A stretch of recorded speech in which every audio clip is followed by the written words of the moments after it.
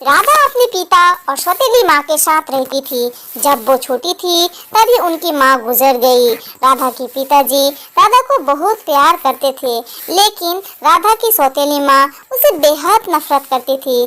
काम के सिलसिले में राधा के पिताजी हमेशा बाहर रहते थे। एक दिन पापा, मैं कुछ दिनों के लिए घर से बाहर जा रहा हूँ, लेकिन लड़के वाले राधा को देखने आएंगे। तुम सारा इंतजाम करके रखना। लड़के वाले को किसी भी चीज की कोई कमी रहना नहीं चाहिए।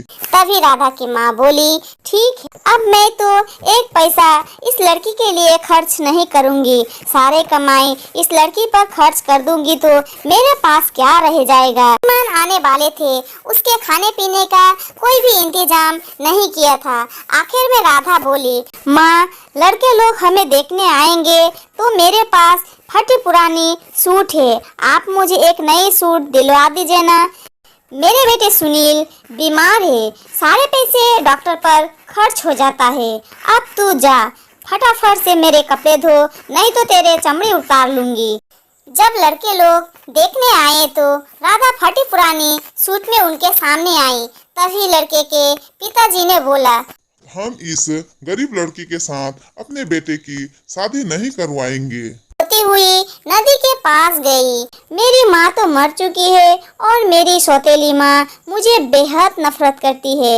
मैं अब इस नदी में डूबकर मर जाऊंगी और मुझे कोई तकलीफ भी नहीं उठाने पड़ेगी। तभी उनकी नजर डूबती हुई बैल पर पड़ी।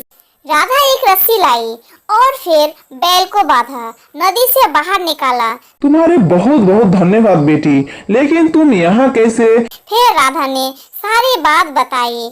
आखिर में मैं कब तक मेरी सौतेली माँ का गुलामी करते रहूं? मैं तुम्हें एक राज बताता हूँ, तुम्हारी जिंदगी बदल देगी। ऐसा राज? इस जंगल पर पेड़ के नीचे एक पतीले है, जाओ उस पतीले को निकालो और जीवन का सही प्रयोग करो। अब मैं जा रहा हूँ। और राधा पेड़ के नीचे गई, मिट्टी हटाया। उसने एक चमकीले पतीला को देखी। तभी उसने उस पतीला से सोना निकलकर आ रहा था। राधा कुछ सोने को सिक्कों को बेचकर एक सुंदर सा घर खरीद लिया।